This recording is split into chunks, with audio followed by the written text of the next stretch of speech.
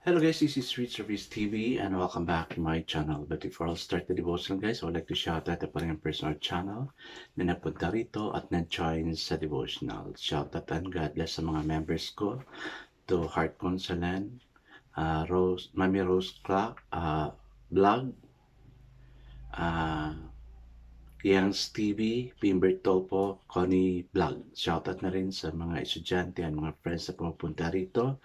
Shoutout kay Friends Shendol, Blessary Chavez, Ben Lawrence Chonko, Micaela Lazaro, Nathaniel Abilia, Mary Jane Esparis, Ashley Moreno, Trixie Claire, Leah Alcolar, Alvin Jean Walo, Alan Liagas, Kim Sari Incason, Neil Bisnar, Samantha Camille, Kyle Dawajas, Hilia Risoroso, Rosa Rosso, Dale Ramos, Lirian Lubitos, Sunshine Morga, Kim Lago, James Igot, Hart Ponsalan, Mami Rose, Crop, Yan Stevie, Michael Aburita, Connie Blog, Pingbert Tolpo, Retro Blog, Jocelyn Studio, SSC TV of Korea, and Von, Anthony Van Moria, and Lipacoteco. Shoutout na rin sa mga hindi nakisakay na manood at makinig sa devotional, but still napunta pa rin dito para manood at makinig sa devotional.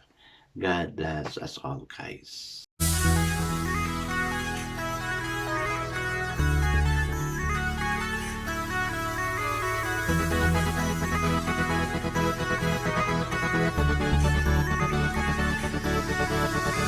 Rich TV, where you heard it, number one is on the top. Good advice is they'll never stop. Rich TV, where you heard it, number one is on the top. Good advice is they'll never stop.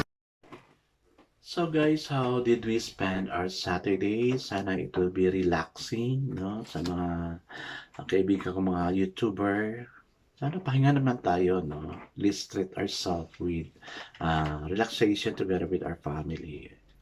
Para hindi tayo masyado magiging stress. Kasi kailangan din natin magpahinga. I guess let's not proceed to our devotional. Let's open the Bible to Hosea chapter 10.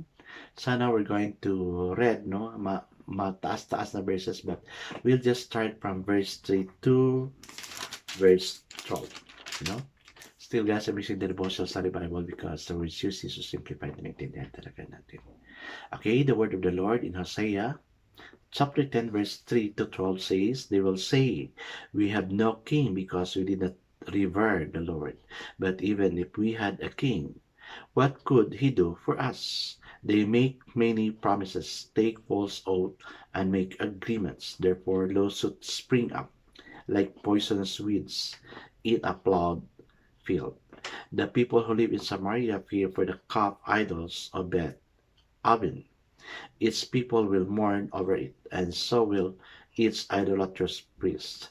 Those who had rejoiced over its splendor because it is taken from them into exile, it will be carried to Assyria as a tribute for the king, the great king. Ephraim will be disgraced, Israel will be ashamed of its wooden idols. Samaria and its king will float away like a twig in the surface of the water. The high places of wickedness will be destroyed. It is the sin of Israel. Turn and Rizal will grow up upon the cover and cover their altars. They will say to the mountains, cover us, and to the hills, fall on us. Since the day of Gibeah have sinned, O Israel, and there you have remained. Did not war overtake the evildoers of Gibeah? When I please, I will punish them. Nation will gather against them to put them in bond for their double sin. Ephraim is a trained heifer that loves to thresh. So I will put a yoke on her fair neck. I will drive Ephraim. Judah must plow, and Jacob must break up the ground. Sow for yourself righteousness, reap the fruit of unfailing love, and break up your unplowed grounds, for it is time to seek the Lord until he comes, and showers righteousness on you. But you have planted wickedness, you have reaped evil, You have eaten the fruit of deception because you have depended on your own strength and on your many warriors. Amen and amen. I guess let's not pray. Lord, what we have read, Lord God, is a rebuke for us, oh God. We really reap what we have planted, oh God. That's why, Lord, in your presence, teach us to, with love, Lord God, teach us to plant what is good, so we also reap what is good. Lord, hear our prayer, oh God. Ikaw ang the greatest God na sinasamba namin, oh God. The God who owns everything and God knows and who knows what to be given unto us, Lord. Okay, that's why we pray, ikaw ang magbigay sa amin, oh God. Bless the works of our hands, oh God. Bless the works of our hand that we may prosper. Bless our hands, bless our mind, our heart, and the whole being of us, Lord God, na we will reap the harvest of what we have sowed, Lord God. Lord, para hindi naman masayang yung mga pinundar namin, oh God. Bless it, oh God. Many people can still use this, Lord. Bless each one nandito ngayon, oh God. Whatever struggles they have, oh Lord. Bless it, oh God. And give them what we need, what they need, oh Lord. Lord, thank you that you are God na nakikinig sa mga prayers namin, oh God. Yes, Lord, commit all these things to you. In Jesus' name we pray. Amen and amen. The focus verse for this evening, guys, is found in Hosea chapter 10, verse 12, and it says, sow for yourself righteousness, tanim, di ba? Reap the fruit of unfailing love, and break up your unplowed grounds, for it's time to seek the Lord. Amen. So, tanim tayo ng maganda, and we will really reap kung ano yung natanim natin. So the title of the devotion for this evening, guys, is Reap What You Sow. Hosea likened Ephraim to a trained heifer that loves to thresh grain. But Ephraim had left this relatively light work. So verse 11, sabi nasa natin. So Yahweh would yoke Ephraim and Judah to an enemy who would restrict their movements and force them to do hard work. Sabi na, napaka-dangerous. Hosea urged the Israelite to sow righteousness, to reap God's kindness, to break up your unplowed grounds, according to chapter 10, verse 12 sa binasa natin. Is a metaphor for breaking up the hard ground of their hearts by confessing their sins to God, whom they had ignored for so long. Yung heart natin, yan yung ground. So dapat it will be watered with prayer, with the word of God, para ma-soften siya. Sowing and reaping are apparent in this chapter closing verses. Sow righteousness, reap love. It's time to dig in with God. But instead, you plowed wicked ways, reap a crop of evil, and ate a salad of lies. You thought you could do it all on your own. But the volcano of war will erupt among your people. That's what's ahead of you. Because of your off-the-chart evils in verses 12 to 15.